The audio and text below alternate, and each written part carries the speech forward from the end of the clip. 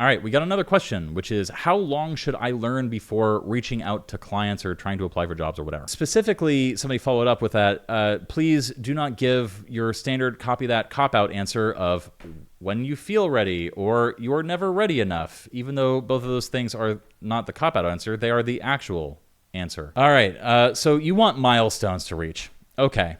We have another video on this channel where I talked about how to get better or how to recognize that you're getting better as a copywriter. Go watch that.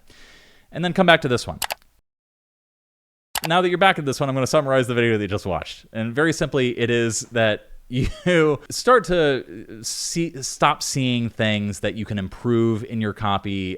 You get critiques, and then eventually, like, you stop getting help from those critiques, like, you know, the critiques slowly diminish in terms of their helpfulness, and then eventually you get to a point where like the only critiques you receive are nitpicks.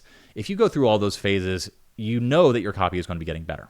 So that is a very, very good milestone. Once that happens, you can be pretty sure that your copy is, if not publishable, very close to it. The other milestone that I think you should achieve is a little bit softer, a little bit more mindset-y, and that is that you are ready to start selling yourself. The standard copy that cop-out answer is you're never going to be ready, so you got to start before you're ready. No, you know, a lot of people, you're going to be a nervous Nelly. You're going to be like up in your butt about stuff. You're going to have self-limiting beliefs, but you're also going to have a lot of extrinsic factors happening in your life that are going to be affecting, like, you know, and preoccupying you with other stuff that is going to make you afraid to like take action and to start reaching out to clients. So here's the thing.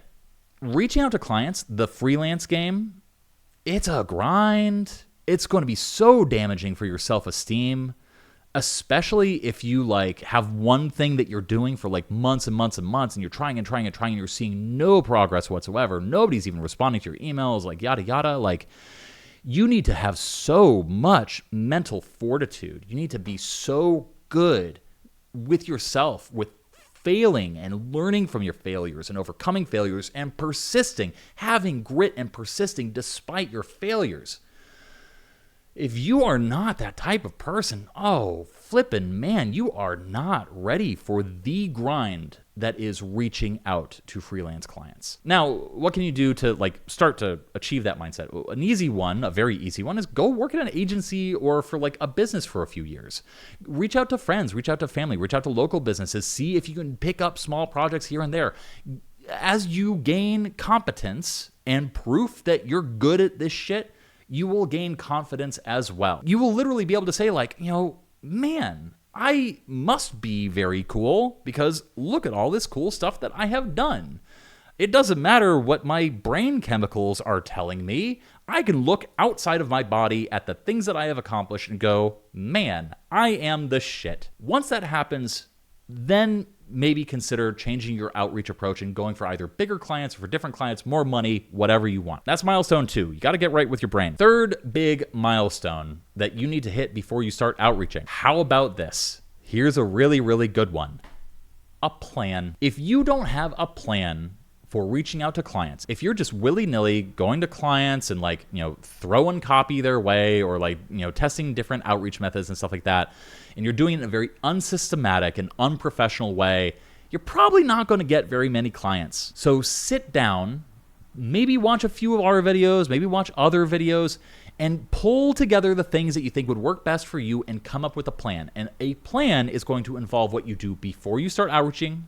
You know, I talk about this in my How to Practice Copywriting masterclass, which is like there's so much work that you can do every single day that's related to outreaching that doesn't actually involve you reaching out to businesses. Like that could be like finding out who decision makers are. That could be like finding out how businesses in different industries make money.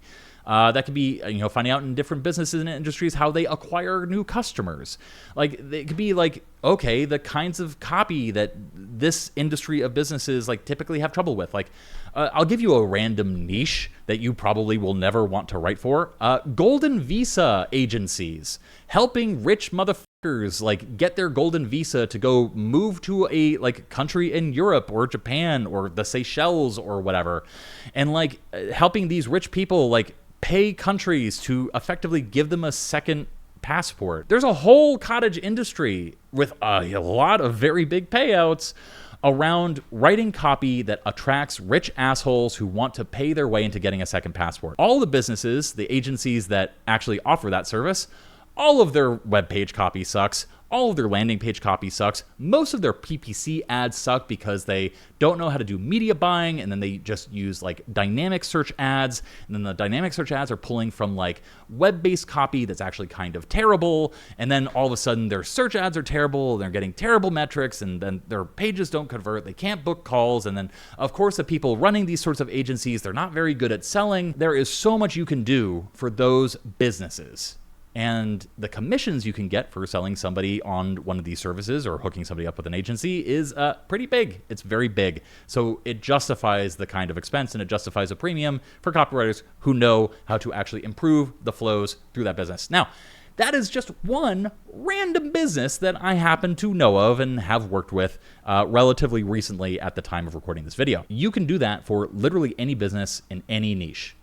And then just like deep dive into what they're doing, and then deep dive into common problems that all their copy seems to be having. Of course, it becomes very easy to pitch your services because, hey, now you can point to other people in their niche and their industry and be like, hey, like, oh my God, these people are doing terribly. I don't want that to be happening to your business. That's a pretty good cold pitch. Here's the thing though. All of that relates back to having a plan. Like going into this with like, I'm going to research like these 3 niches, these 4 industries. I'm going to find, this thing, this thing, this thing, this thing. We'll do a whole video on the main channel, like, how to make your pre-outreach research plan. So that would be the 3 milestones that I would recommend to somebody before they start outreaching.